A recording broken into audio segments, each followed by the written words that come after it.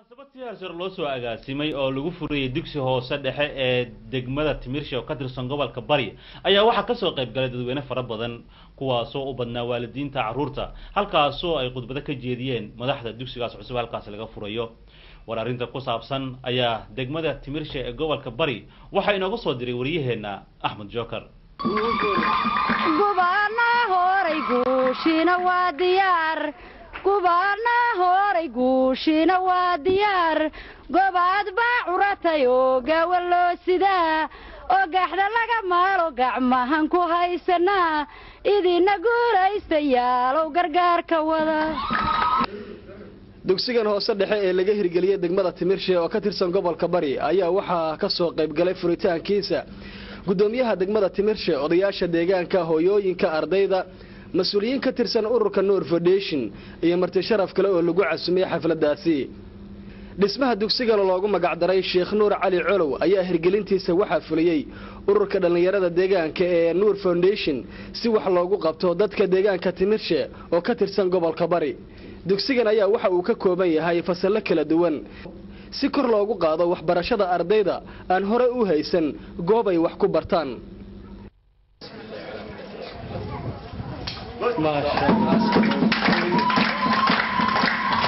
gudoomiyaha degmada Timirshe Cabdullaahi Shire Yuusuf Gurey ayaa u mahad celiyay dadkii isku hawlay dhismaha dugsigan waxaan ilaahay uga mahad celinayaa iyagana mahad bini aadan u celinayaa oonkii aan u qabno waxbarashada dadka naga kaalmeeyay oo iyagu inay noo maqan yihiin oo islaamnimo iyo soomaalinimo iyo bini aadannimo ay noogu maqan yihiin dareemay tashina ku gaaray wadankoodii oo aan dawladii ka jirin ee burbura in ay wax u qabtaan fadhi ka fariistay dabadeedna ee ficilkeedii sameeyay gudoomiyaha Noor Foundation xafiiska ay ku leedahay Boosaaso Cabdulcasiis Maxamuud Cabdullaahi oo loo yaqaan Calawi ayaa dadka deegaanka u sheegay in ay ka faa'iideystaan dugsigan loo dhisay awalan waxaan u mahad celinayaa dhammaan dadka ka soo qayb galay xafladatan aadka u ballaaran marka labaad mahad celin ballaaran waxaan u jeedinayaa hay'adda Noor Foundation oo fulisay iskuulkan weyn oo aad aragtaan reer Timirshe waxaan u sheegayaa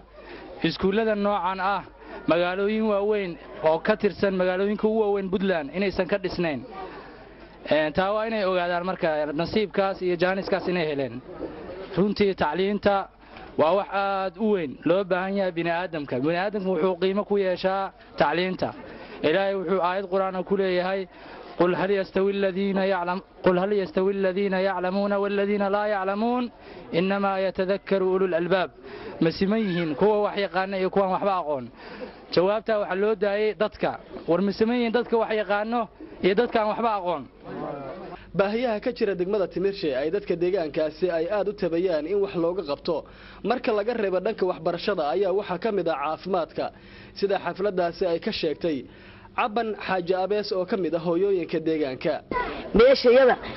isbitaal male xabad kaniiniya lagama helo dumarku waa habeen iyo maalin waa umulaan dhiiga ku beeda baabuur ambalaas oo aan ku qaadano male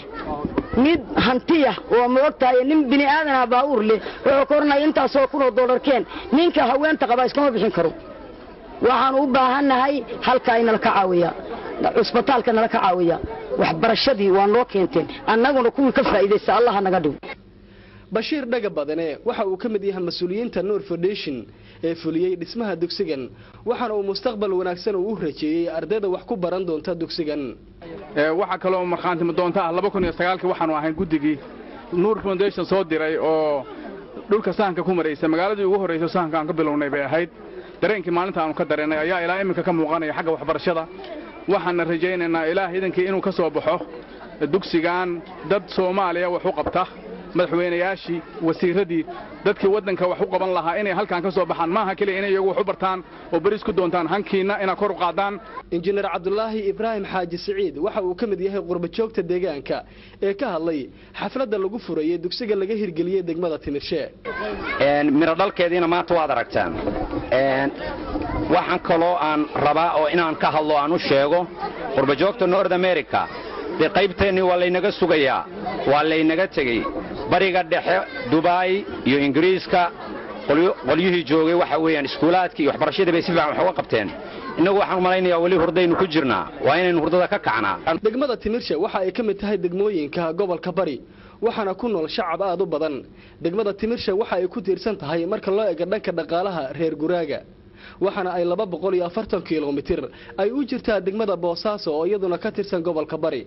waxa la filayaa arday gaaraysa dhowr boqol oo arday oo isugu jiray wiilal iyo gabdho in ay ka faa'iideysan doonaan dugsigan dhawaan laga hirgeliyay degmada Timirshe oo ka tirsan gobolka Bari waxaana ay dadka deegaanku ay si aad ugu mahad celiyeen dhammaan dhalinyaradii isku hawshay in iskuulkan deegaanka laga howlgeliyo Axmed Muuse Cali Axmed Jookar telefishinka caalamiga Royal degmada Timirshe gobolka Bari halka warkaasi aad ka daawanaysaan waa stuudiyaha magaalada London ee Royal 24 iminkana waxaad ku soo dhawaataan warar dheeraad oo goordhowna soo gaaray